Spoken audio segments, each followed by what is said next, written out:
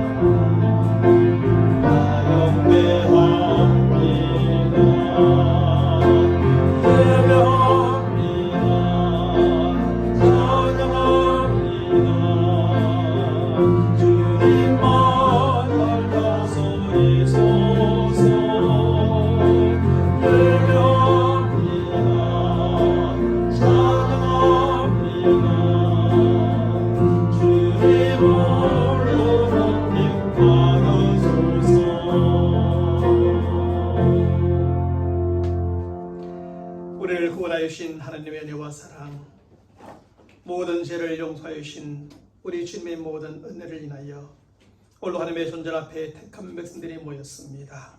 오직 하나님만을 바라보며 예배하며 경배하고자 모였사오니 하늘의 하나님께서 우리 한 사람 한 사람 받으시며 예배를 받으시고 영광을 거두어 주옵소서.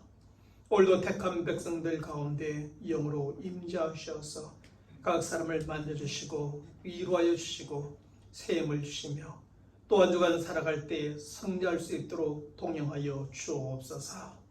예수님 이름으로 기원하옵나이다. 아멘. 전능하사 천지를 만드신 하나님 아버지를 내가 믿사오며 그 외아들 우리 주 예수 그리스도를 믿사오니 이는 성령으로 잉태하사 동정녀 마리아에게 나시고 본디오 빌라도에게 고난을 받으사 십자가에 못 박혀 죽으시고 장사한 지 사흘 만에 죽은 자 가운데서 다시 살아나시며 하늘에 오르사 전능하신 하나님 우편에 앉아 계시다가 저리로서 산 자와 죽은 자를 심판하러 오시리라. 성령을 믿사오며 거룩한 공예와 성도가 서로 교통하는 것과 죄를 사하여 주시는 것과 몸이 다시 사는 것과 영원히 사는 것을 믿사옵나이다. 아멘. 우리 다 함께 생명을 찬양 7장 고개 들어 주를 맞이해 찬양하겠습니다.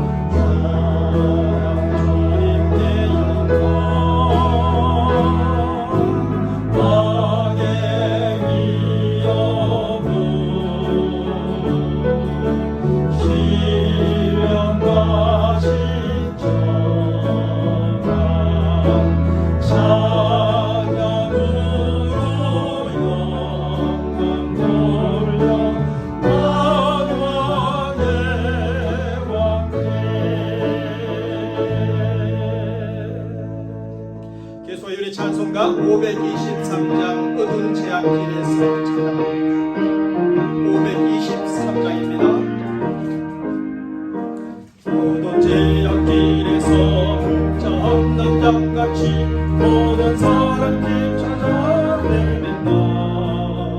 자비하신 하나님 독생자를 보내사 너를 지금 부르니 나오라. 이때라 주의 긍휼 받을 때가 이때라. 지금 주께 나와 겸손하게 하리라. 구원함을 얻으리 험한 십자가에서 달려 돌아가신 주 다시 살아나신 내 기쁨아. 죄인 구원하실 때 어서 주께 나와. 크신 은혜 구하라 구하라. 이때라 주의 긍휼 받을 때가 이때라. 지금 주께 나와 겸손하게 하라. 구원함을 얻으리 주의 기약 말씀에 영원 생명 있나니 주님 너를 용서해 주신다. 주가 부르실 때에 힘과 정성 다하여 주의 은혜 받으라 받으라. 이때라 주의 긍휼 받을 때가 이때라. 지금 주께 나와 겸손하게 하리라. 구원함을 얻으리 세월 빨리 흐르고 세상 친구 가는데 너의 영혼 오늘 밤 떠나고. 주의 구원 받으면 천국에서 영원히 주와 함께 살리라 살리라. 이때라 주의 긍휼 받을 때가 이때라. 지금 주께 나와 겸손하게 하리라. 구원함을 얻는 1절과 4절 하면서 준비하시는 것들입니다. 모든 제약길에서 자 없는 양같이 모든 사람을 찾아 헤맨다. 자비하신 하나님 독생자를 보내사 너를 지금 부르니 나아라. 이때라 주의 긍휼 받을 때가 이때라. 지금 주께 나와 겸손하게 하리라. 구원함을 얻으니 세월 빨리 흐르고 세월 빨리 흐르고 세상 친구 가는데 너의 영혼 오늘 밤 떠나고.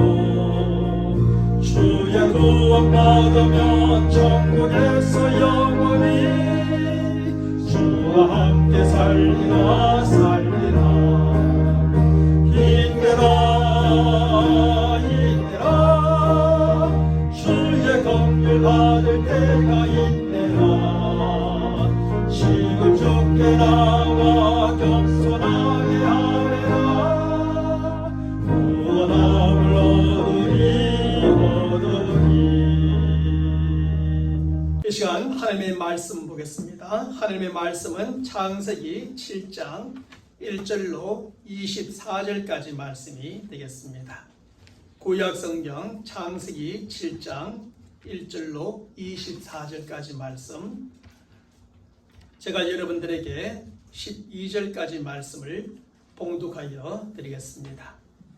여호와께서 노아에게 이르시되 너와 내 온 집은 방주로 들어가라. 이 세대에서 내가 내 앞에 의로움을 내가 보았음이니라. 너는 모든 정결한 짐승은 암소 7씩 부정한 것은 암소 2씩을 내게로 데려오며 공중의 새도 암소 7씩을 데려와 그 실을 온 지면에 유전하게 하라. 지금부터 7일이면 내가 40주야를 땅에 비를 내려 내가 지은 모든 생물을 지면에서 쓸어버리리라. 노아가 여호와께서 자기에게 명하신 대로 다 준행하였더라. 홍수가 땅에 있을 때에 노아가 600세라. 노아는 아들들과 아내와 며느리들과 함께 홍수를 피하여 방주에 들어갔고 정결한 짐승과 부정한 짐승과 새와 땅에 기는 모든 것은 하나님이 노아에게 명하신 대로 암소 2씩 노아에게 나와 방주로 들어갔으며 7일 후에 홍수가 땅에 덮이니 노아가 600세 되던 해 둘째 달 곧 그 달 11일 날이라. 그날에 큰 기쁨의 샘들이 터지며 하늘의 창문들이 열려 40주야를 비가 땅에 쏟아졌더라. 아멘. 사람은 호기심의 동물이라는 말이 있습니다. 물론 다 그런 것은 아니지만 일반적으로 사람들은 많은 호기심을 가지고 있습니다. 그리고 그 호기심에 따라 여러 가지 의미를 가지기도 하지요. 저도 성경을 읽는 가운데 가진 호기심 중에 하나가 바로 아담과 하와의 배에는 배꼽이 있을까 없을까라고 하는 것이었습니다. 여러분들은 그런 생각을 해보았는지 모르겠지만 과연 아담과 하와의 배에는 배꼽이 있었을까요? 없었을까요? 또한 비행기를 보면서 또 생각할 때에 여러분들은 비행기에게 백밀러가 있다고 생각하십니까? 없다고 생각하십니까? 아니면 기차에는 백밀러가 있다고 생각하십니까? 없다고 생각하십니까? 사람들마다 보는 것에 대해서 생각하는 것에 대해서 여러 가지 호기심을 가지고 의문을 가지며 질문을 해보게 되는 것입니다. 그런데 사람들의 이러한 호기심과 의문이 개인과 사회의 성장과 발전에 원동력이 되기도 하지요. 많은 호기심과 의문을 통해서 발전이 이루어지고 개발과 발명이라는 것이 생겨나게 되어 발전해 나가는 것입니다. 그리고 사람들이 이런 호기심과 의문이 저들의 신앙에도 영향을 주기도 하는 것입니다. 하지만 이러한 호기심과 의문이 어떻게 해결되는가에 따라서 그 결과가 또한 완전히 달라지게 되는 것이지요. 어떤 사람들에게는 부정적인 영향을 주기도 하고 어떤 사람들에게는 아주 긍정적인 영향을 주기도 하는 것입니다. 실제로 신앙에 대한 호기심과 의문 때문에 어떤 사람들은 끊임없는 의심과 불신을 갖게 되고 그래서 멸망에 이르게 되기도 합니다. 하지만 어떤 사람들은 더욱더 분명한 믿음과 확신을 갖게 되고 오히려 구원에 이르기도 하지요. 그러므로 사람들이 신앙에 대한 어떤 호기심과 의문을 가질 때 믿음이 없어 그렇다는 식으로 치부해서는 안 된다는 사실입니다. 누군가 호기심과 의문이 있다면 그 호기심과 의문을 성경적으로 가능하면 잘 풀어주고 적극적으로 해결해 주는 것이 필요한 것입니다. 그래서 성경 공부 방법 중에서 QA라고 하는 성경 공부 방법도 있습니다. 질문과 대답 형식으로 이루어진 그런 성경 공부의 방법이죠. 사람들이 궁금해할 수 있는 그 질문들을 가지고 그것에 대한 답을 찾아 나감으로 성경을 공부시키는 방법이고 신앙을 믿음을 키워가는 방법인 것입니다. 그런데 문제는 사람들의 호기심과 의문은 끝이 없다는 것이고 성경은 사람들의 모든 호기심과 의문에 모든 답을 다 해주고 있지는 않다는 데에 있습니다. 사람들의 호기심에 임임에 성경이 다 대답해주면 아주 수월한데 그렇지 않은 것이 문제입니다. 왜냐하면 성경은 사람들의 모든 호기심과 의문에 대하여 모든 답을 해주기 위해서 기록되어진 말씀이 아니기 때문이지요. 그러면 성경은 주로 무엇 때문에 기록되어진 하나님의 말씀일까요? 성경은 그 무엇보다 사람의 구원의 길에 대하여 가르쳐주기 위해서 기록되어진 책입니다. 그 성경에 보면 죄인이 어떻게 구원을 얻을 수 있는가 그것을 가장 핵심적으로 가르쳐주고 있습니다. 그리고 이제 구원받은 사람이 살아야 되는 삶의 길에 대하여 또한 가르쳐주기 위해서 기록해주고 있는 것입니다. 성경은 우리가 구원을 받을 뿐만 아니라 우리가 구원을 받았다면 구원받은 자로서 이제 어떻게 살아가야 하는지 그것에 대해서도 또한 잘 가르쳐주고 있는 것입니다. 그러므로 성경은 사람들의 모든 호기심과 의문에 대하여 모든 답을 해주고 있지는 분명 않습니다. 그럼에도 성경을 자세히 읽어보면 호기심과 의문을 일으키는 문제들이 있기도 하지만 그 문제에 대한 해결의 실마리 또한 성경에 기록되어져 있음을 발견하게 됩니다. 그래서 호기심과 의문에 대한 모든 답은 아닐지라도 많은 답들이 성경 안에서 찾아지게 되는 것이죠. 그런데 오늘 본문의 말씀에도 우리로 하여금 호기심과 의문을 갖게 하는 내용이 기록되어져 있습니다. 그것이 무엇일까요? 여러분들은 이 부분을 읽으면서 어떤 부분에서 호기심과 의문을 갖고 질문을 해본 것이 있나요? 그것은 바로 하나님께서 보존하기 위하여 방주로 이끌어들인 짐승들의 숫자에 대한 것입니다. 사실 창세기 6장 19절의 말씀에서 하나님은 체력 있는 모든 생물을 너는 각기 암수 한 쌍씩 방주로 이끌어들여 너와 함께 생명을 보존하게 하라고 말씀하셨습니다. 그리고 오늘 본문 9절의 말씀에서도 하나님이 노아에게 명하신 대로 암수 둘씩 방주로 들어갔다고 기록을 해주기도 합니다. 그런데 오늘 본문 2절과 3절의 말씀에서는 좀 이렇게 기록을 해줍니다. 너는 모든 정결한 짐승은 암수 7씩, 부정한 것은 암수 2씩을 내게로 취하며 공중의 새도 암수 7씩을 취하여 그 씨를 온 지면에 유전케 하라고 말입니다. 여기서 부정한 짐승의 숫자는 암수 2씩으로 같지만 정결한 짐승은 2씩과 7씩으로 서로 다르게 성경은 기록을 하며 보존케 하라고 말해줍니다. 그렇다면 정결한 짐승의 숫자가 2씩이 맞을까요? 아니면 7씩이 맞을까요? 바로 이 부분에서 우리는 호기심과 의문을 갖게 되고, 그래서 사람들은 이 부분에 대하여 여러 가지 해석을 해주기도 합니다. 첫째로 어떤 사람들은 성경이 기록상에 오리를 범하고 있다고 해석하기도 하는 것입니다. 앞이든 뒤이든 어느 쪽이든 한쪽은 잘못된 기록이다 라고 주장하는 것이지요. 하지만 우리는 하나님의 말씀에 대한 정확무오함을 믿습니다. 그러므로 이것을 성경의 기록의 오류라고 생각하지는 않습니다. 여기서 부정한 짐승은 2씩이지만 정결한 짐승은 2씩이 아니라 일단 7씩 방주로 들어갔다고 믿는 것입니다. 왜냐하면 성경에서 정결한 짐승은 7씩 들어갔다고 7씩 구분하여 들어오게 하라고 분명하게 하나님께서 말씀하셨고 노아는 그렇게 순종했기 때문입니다. 그러므로 단순히 성경의 기록상의 오류라고 말하는 것은 잘못된 것이지요. 다음은 이런 사실을 전제로 하여 어떤 사람들은 정결한 짐승들이 더 빨리 더 많이 번식하도록 하기 위하여 하나님께서는 정결한 짐승을 7씩 방주로 들어가게 했다고 해석하기도 합니다. 나름 그럴싸합니다. 부정한 짐승은 더 빨리 번식하지 못하도록 두 쌍만, 아니 한 쌍만, 그리고 정결한 짐 7쌍을 해서 더 빨리 번식하게 한다는 겁니다. 하지만 이러한 해석에 대한 결정적인 문제는 성경 안에 그 어떤 근거도 찾아볼 수가 없다는 것입니다. 정결한 짐승들이 많다 해서 더 빨리 더 많이 번식되어지려는 법도 없고요. 숫자적으로는 그렇지만, 그리고 부정한 짐승이 한 쌍이라 해서 더 늦게 더 적게 번식하라는 법도 없는 것입니다. 또 어떤 사람들은 방주 안에 있는 사람들과 육식 짐승들의 양식으로 삼기 위해서 하나님께서 정결한 짐승을 7씩 방주로 들어가게 했다고 해석하기도 합니다. 하지만 이것도 맞지 않는 잘못된 해석입니다.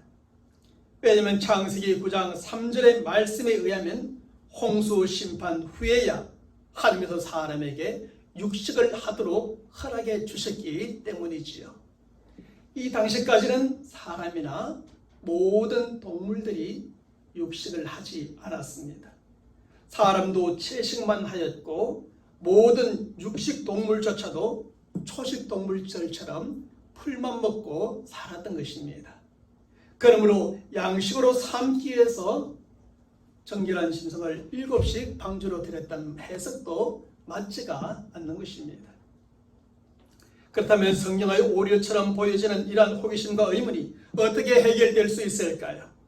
하나님께서 부정한 짐승들과 달리 정결한 짐승들을 7씩 방주로 끌어들인 것은 하나님께 드리는 제사의 제물의 용도였던 것입니다. 다시 말하면 7 중에서 암수 2은 하나님께서 창조하신 저들의 종을 보존하기 위함이었고, 나머지 5은 제사의 제물로 쓰기 위해서 방주로 끌어들였던 것입니다. 왜냐하면 경건한 믿음의 사람들에게는 하나님께 드리는 제사가 기본이었고, 우리가 가인과 아벨의 제사에서 보았던 것처럼 말입니다.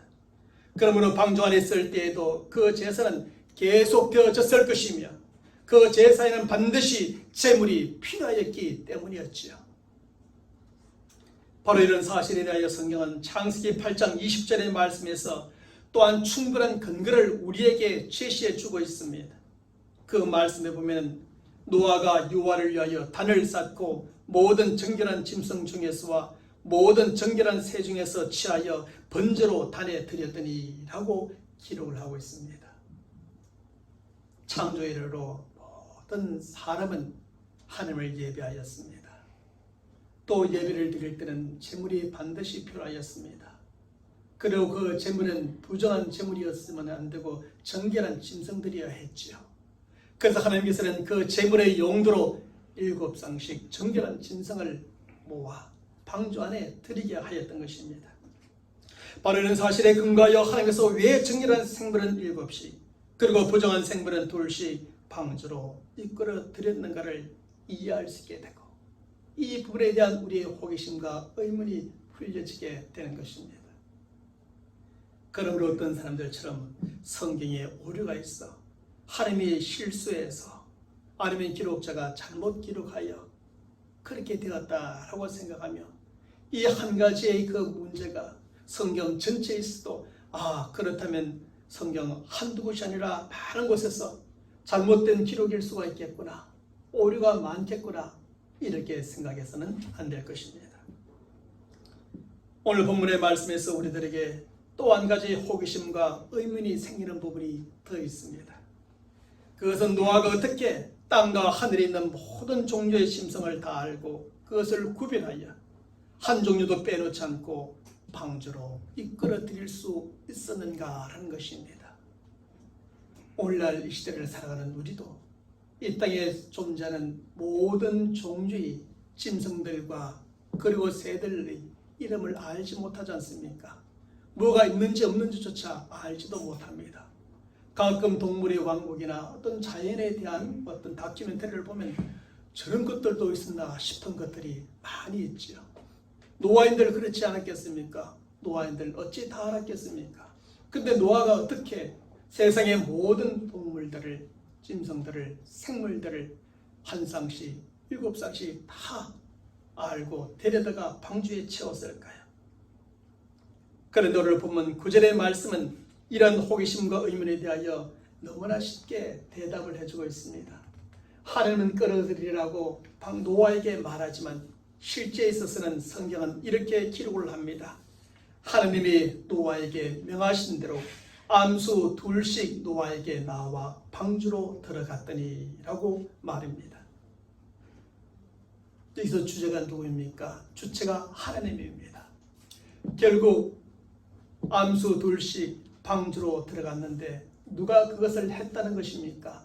노아가 했다는 것이 아니라 하나님이 하셨다는 것이죠. 다시 말하면 노아가 땅과 하늘에 있는 모든 종류의 짐승을 다 알고 그것을 찾으러 나가서 일일이 찾아가지고 방주로 데리고 들어온 것이 아니었다는 말씀입니다. 노아는 하나님의 말씀에 순종하여 방주를 지은 후 가만히 기다리고 있었을 뿐이었습니다.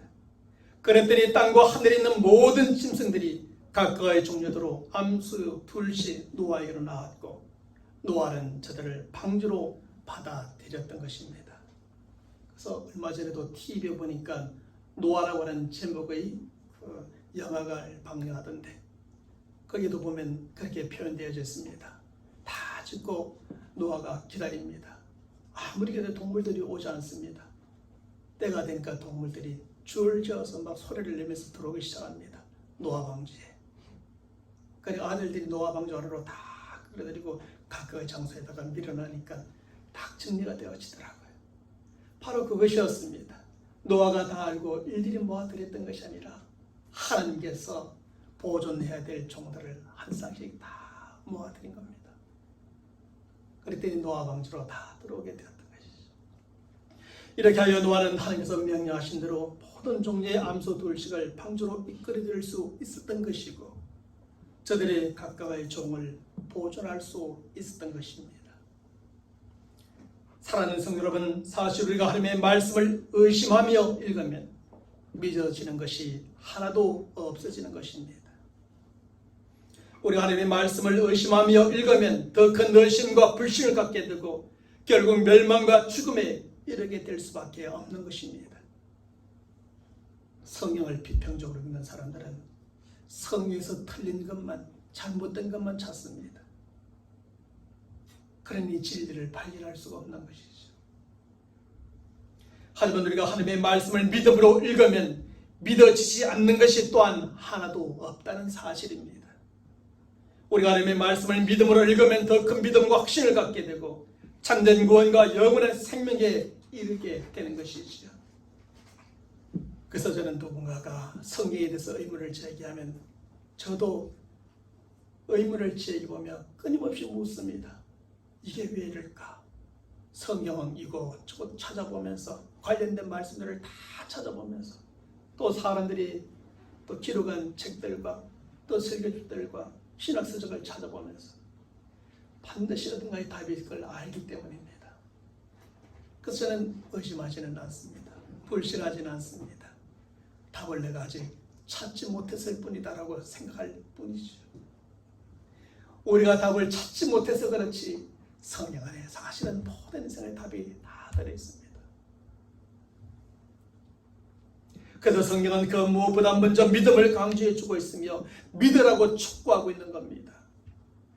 창조주 하나님, 신실하신 하나님, 전능하신 하나님, 은혜로우신 하나님, 사랑의 하나님, 공의로우신 하나님, 그 하나님을 믿으라고 촉구합니다.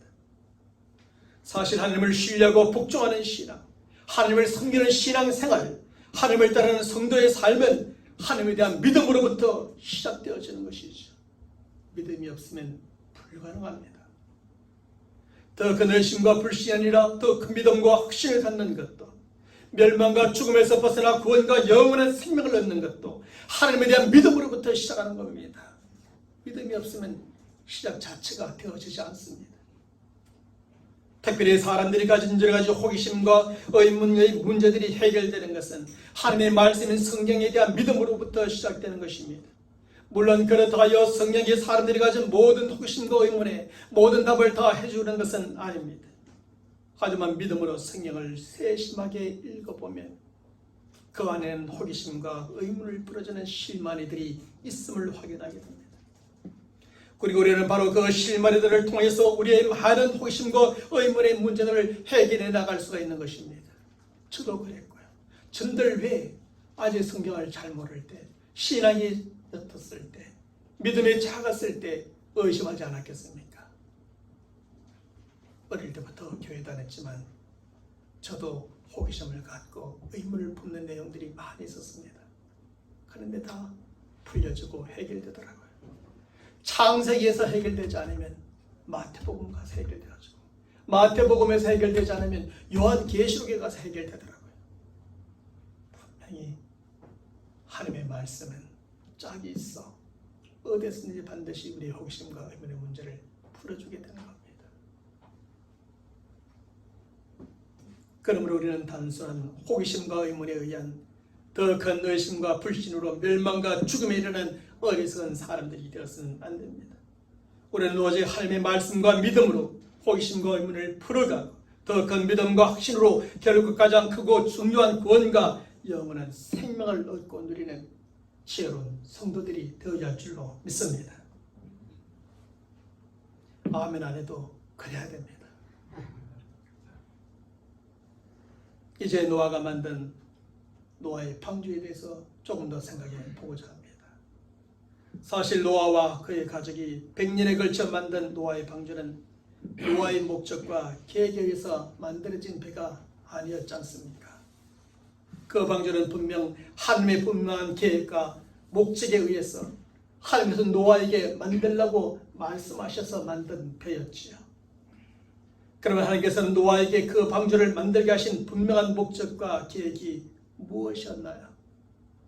첫 번째 목적과 계획은 타락하고 부패한 세상과 세상 사람들로부터 의롭고 경건한 믿음의 사람들을 구별해 내시고 그곳에 두도록 하기 위해서 방주를 만들게 하신 겁니다.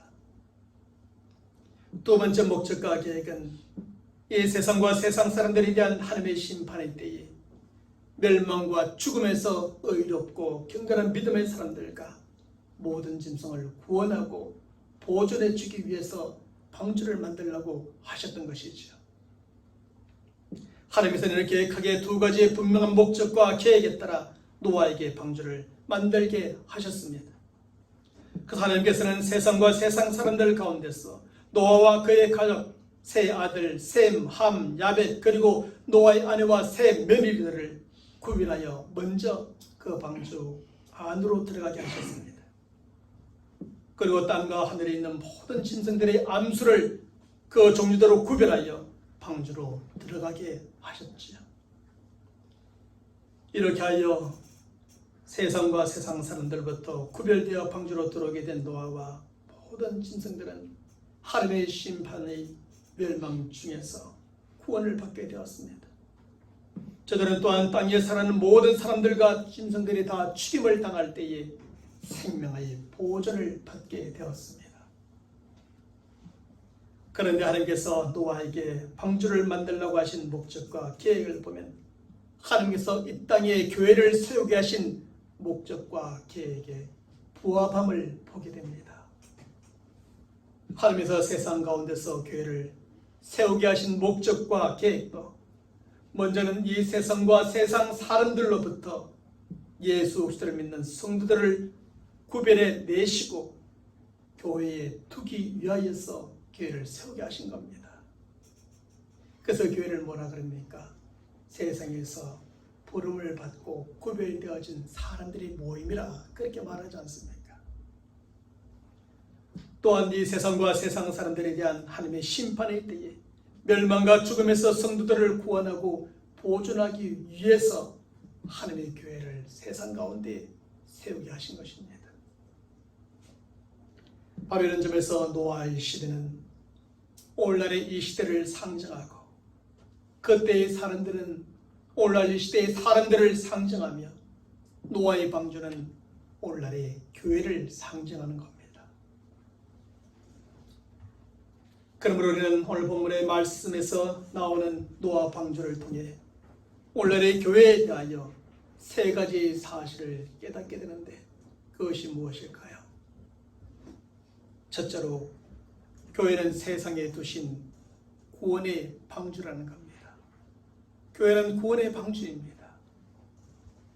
하나님께서 노아에게 타락하고 부패한 세상 사람들 가운데 방주를 만들라고 말씀하셨지요. 그러나 노아는 하나님의 말씀 그대로 방주를 만들게 됩니다. 노아가 방주를 다 만들자 성경은 오늘 본문 13절에서 15절의 말씀에서 그 이후의 상황에 대하여 이렇게 기록합니다. 곧 그날에 노아와 그의 아들 셈, 함, 야벳과 노아의 아내와 세 며느리가 다 방주로 들어갔고 그들과 모든 들짐승이 그 종류대로 모든 가축이 그 종류대로 땅에 기는 모든 것이 그 종류대로 모든 새가 그 종류대로 무려 생명의 기운이 있는 육체가 둘씩 노아에게 나와 방주로 들어갔으니 하나님께서는 방주를 다 만든 노아에게 방주로 들어가라고 말씀하셨고 노아는 하나님의 말씀대로 방주로 들어갔습니다. 이렇게 하심으로 하나님께서는 의롭고 경건한 노아와 그의 가족들 그리고 모든 짐승들을 하나님의 홍수의 심판으로부터 구원해 주시고 보존해 주신 겁니다. 바로 이런 점에서 하나님께서 노아에게 만들라고 말씀하셨던 방주는 구원의 방주였던 것이죠. 그런데 이미 앞에서 살펴보았던 것처럼 노아의 방주는 오늘날 이 시대의 교회를 상징합니다.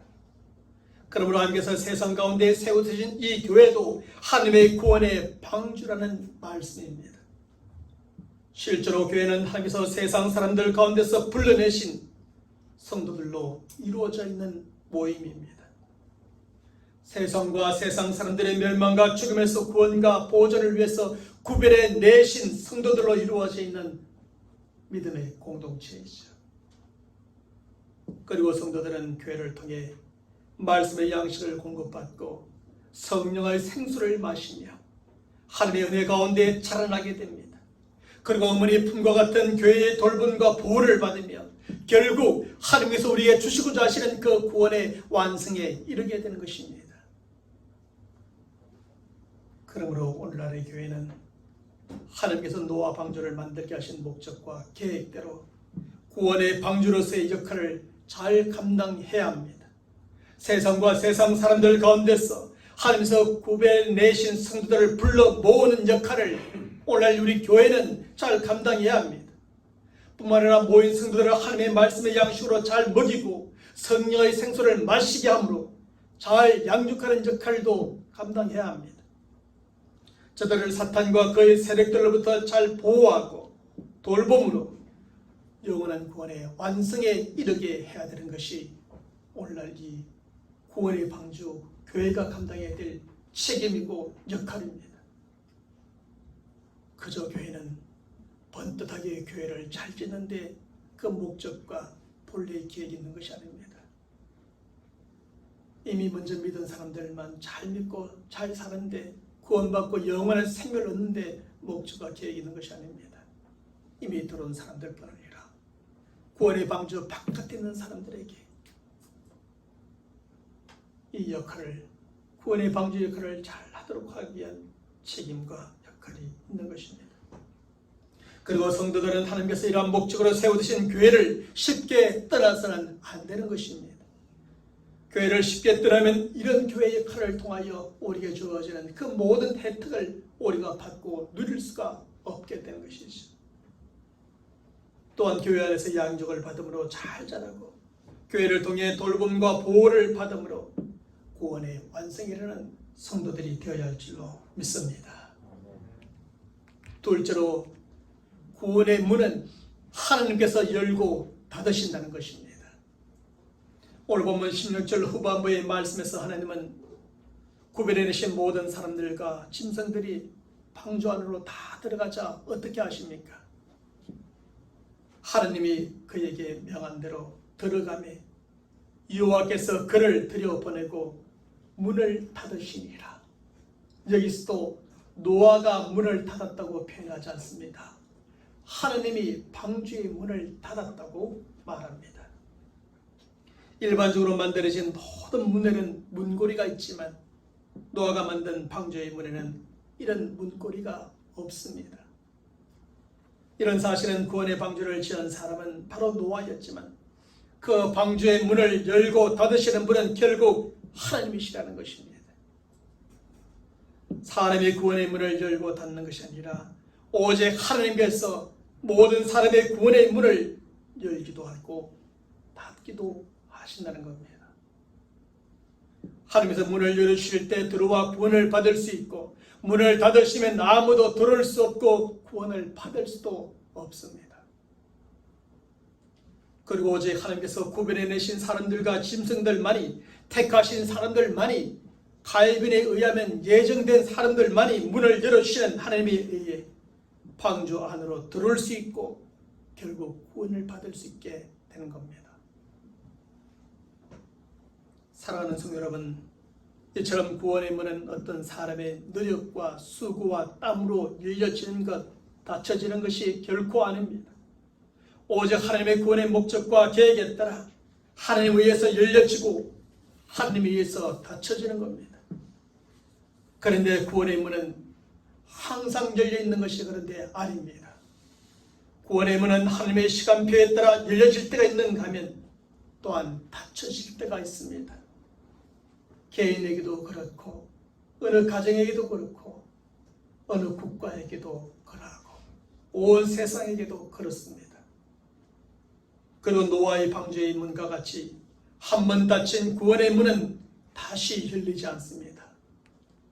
노아의 방주의 문은 결코 다시 열린 적이 없습니다. 홍수가 끝나고 하나님의 심판이 끝난 후에야 열려지고 사람이 나올 뿐 한 번도 열린 적이 없습니다.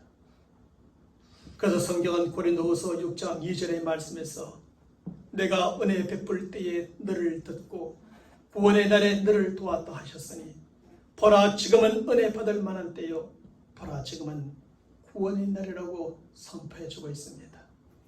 때가 있다는 겁니다. 구원의 때가 있다는 겁니다. 개인에게도 마찬가지고 가정적으로도 마찬가지고 국가적으로 민족적으로 세계적으로도 마찬가지입니다. 그러므로 누구든지 하나님께서 구원의 문을 열어주실 때를 절대 놓치지 말아야 합니다. 그 때를 놓치고 난 다음에서야 이를 갈고 슬피 울며 아무리 문을 열어달라고 울부짖고 소리쳐도 한 번 닫힌 구원의 문은 절대 열려지지 않는 것입니다. 그래 내일이면 또 기회가 오겠지, 10년 후에 기회가 오겠지, 아니 죽기 전에 기회가 오겠지 라고 하지만 그렇지 않습니다. 하나님께서 기회를 주실 때 그 구원의 기회를 잡지 못할 수도 있습니다. 특별히 그 때의 마지노선은 우리의 생명이 다하는 그 죽음의 순간이니 그 순간이 오기 전에 반드시 구원의 문을 통과해야 합니다. 그리고 각 사람에게 찾아오는 그 죽음의 순간이 언제일지 아무도 모르니 성경은 뭐라 말합니까? 바로 지금이 구원의 날이라고, 바로 지금이 은혜 받을 날이라고 말하는 겁니다. 지금 아니고 지금이 지난 후에 우리가 어떻게 될지 모르기 때문입니다. 우리는 지금 지나면 우리의 생명이 여전할 거라 생각하죠. 당연하게 그렇게 생각합니다. 5년, 10년, 그래 한 20년까지는 괜찮을 거야 라고 생각합니다. 그런데 그렇지 않다는 겁니다. 지금이 지나면 아닐 수도 있다는 겁니다. 지금이 아니면 죽을 수도 있다는 겁니다. 지금이 아니면 구원받지 못할 수도 있다는 겁니다. 그래서 성경은 바로 지금 은혜 받을 만한 때요, 바로 지금 구원의 날이라고 선포합니다. 그러므로 노아의 시대에 그때와 마찬가지로 오늘날 하나님께서 교회로 들어오라고 부르실 때에 그 복음의 소리가 들려올 때에 하나님의 그 사랑의 음성이 들려올 때에 믿음으로 교회로 들어와야 하는 겁니다. 믿을 필요가 뭐가 있습니까? 하나님의 말씀대로 예수 그리스도를 나의 구세주와 진음으로 믿고 영접함으로 교회로 들어와야 합니다. 그리함으로 구원의 문이 열리고 구원을 얻게 될 때를 절대 놓치지 않는 모든 지혜로운 성도들이 되어야 할 줄로 믿습니다. 셋째로 교회는 하나님께서 보호하고 인도하신다는 겁니다. 노아가 만든 방주의 특징이 뭔지 아십니까? 그 방주에는 돛대도 없고 노도 없고 닷도 없다는 겁니다.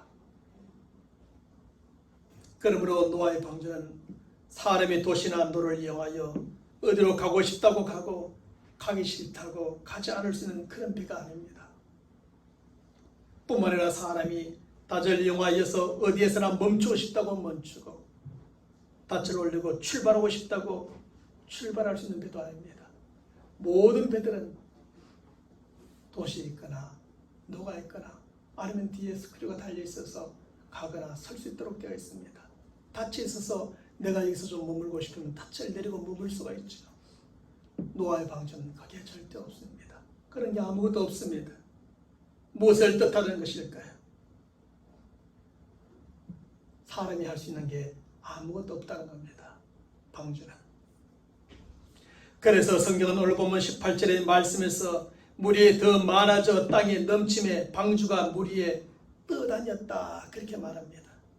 그냥 떠다니기 뿐입니다. 아무것도 없으니 말입니다.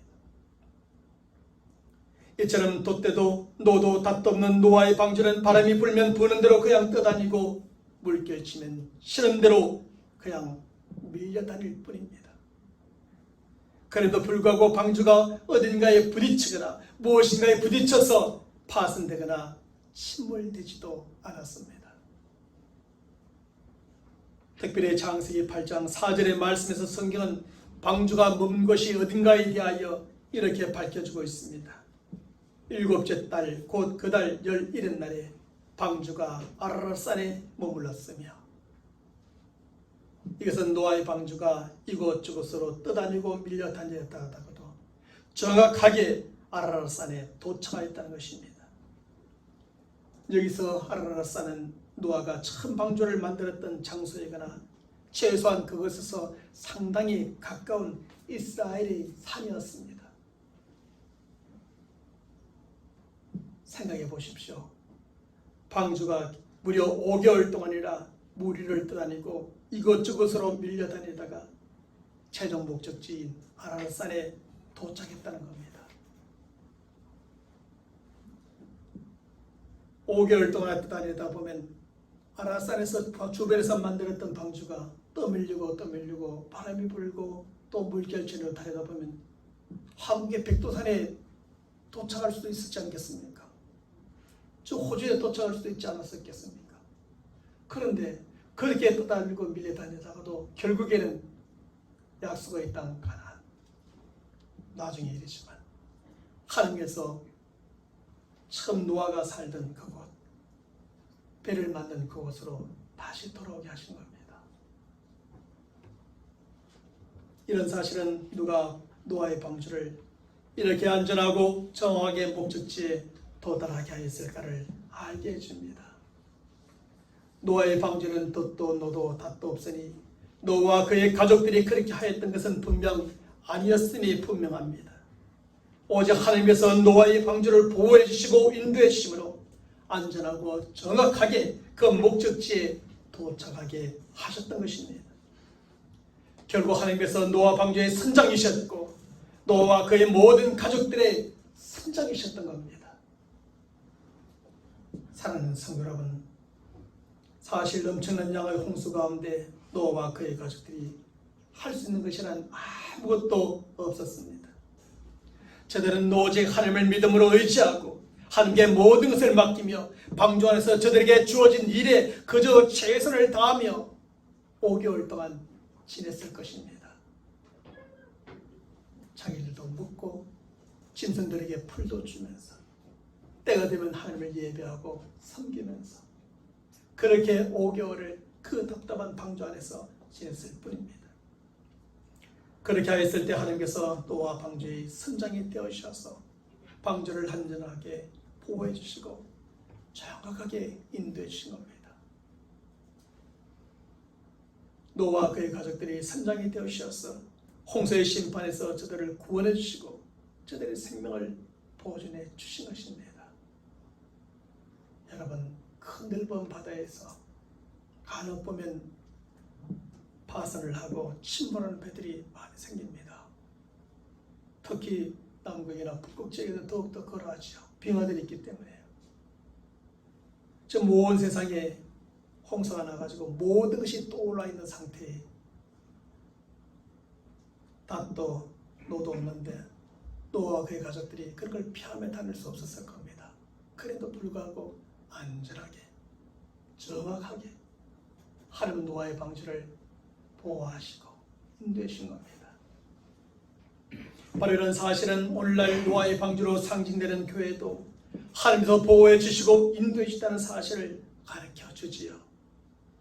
교회가 세상의 풍파 가운데 이리저리 떠다니고 밀려다니는 것 같아도 하나님께서 세상의 모든 위협으로부터 안전하게 보호하시고 목적지까지 정확하게 인도해 주신다는 겁니다. 정말 교회가 노아의 방주로 상징되어 주신데 노아의 방주를 그렇게 안전하게 보호하시고 정확하게 목적지로 인도하신 하나님은 우리 교회도 이 땅의 모든 하나님의 교회도 그렇게 안전하게 보호해 주시고 인도해 주실 겁니다.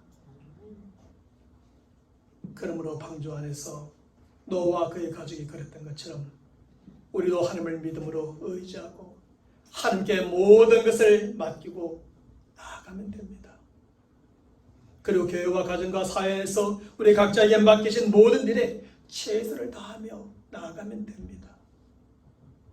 그러면 하나님께서 우리 교회의 선장이 되어주시고 우리 인생의 든든한 선장이 되어주실 것입니다.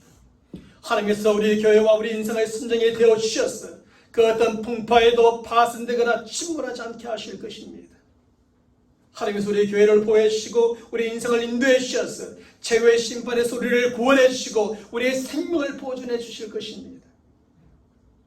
그래서 우리 교회는 이 세상에서 가장 안전한 방주요, 목적지를 절대로 잃어버리지 않는 가장 확실한 구원의 방주가 될 것입니다. 뿐만 아니라 우리의 인생은 하나님께서 약속해 주시고 보장해 주신 대로 반드시 그 구원의 완성에 이르게 될 줄로 확신합니다. 기도하겠습니다. 하나님 아버지, 온 세상이 죄악으로 가능할 때에 택한 백성을 부르시고 구별해 내시어서 노아의 방주 아래로 불러들이시고 또 그 안에서 저들을 구원하시며 저들의 생명을 보존해 주셨습니다. 저들이 어떻게 할 수 없을 때에 어찌할 바를 알지 못했을 때 하나님은 그 방주의 선장이셨고 저들의 가정과 저들의 인생의 선장이 되어주셔서 저들을 안전하게 보호하셨고 목적지까지 정확하게 인도해 주셨습니다. 하나님 아버지, 오늘날 우리 인생도 그람을 믿습니다. 노아의 방주인 하나님의 교회로 저희들을 불러주시고 구별해 내셨사오니 구별받은 자로서 우리가 하나님의 방주 안에 머물게 하시며 또 그것을 우리에게 주어진 일에 최선을 다하며 나아갈 때 하나님을 안전하게 보호해 주시고 지켜주시고 정확하게 구원의 완성의 자리까지 저 하늘의 목적지까지 인도해 주시는 우리 하나님의 교회요 우리 모든 믿음의 사람들에게 축복하여 주시옵소서. 때로는 말씀을 읽을 때 호기심이 생기고 의문이 생길 때도 있지만 결국 말씀 안에서 성령의 능력으로 말씀이 깨달아지고 이해되어지고 그래 더 큰 믿음과 확신을 가지며 그 큰 믿음과 확신 속에서 어떤 어려움도 어떤 고난도 어떤 시험도 어떤 핍박도 견디며 승리하는 믿음의 사람들 다 되도록 역사하여 주시옵소서. 우리 주 예수 그리스도의 이름으로 간절히 기도하옵나이다. 아멘. 우리 함께 생명의 찬양 155장 찬양합니다. 하나님의 교회를 생각하며 또 교회를 붙들으신 하나님을 생각하며 찬양합니다.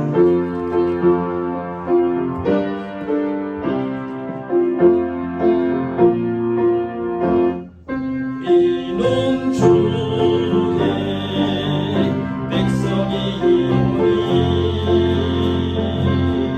주의 그 권위로 선포합니다. 이곳 어두운 세상에 빛으로 부르셨네. 주의 얼굴 구할 때 역사하소서.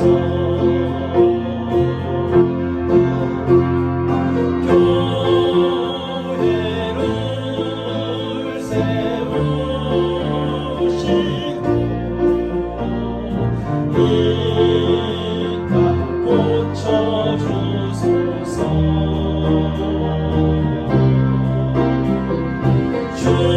주님 나라 임하시고 주권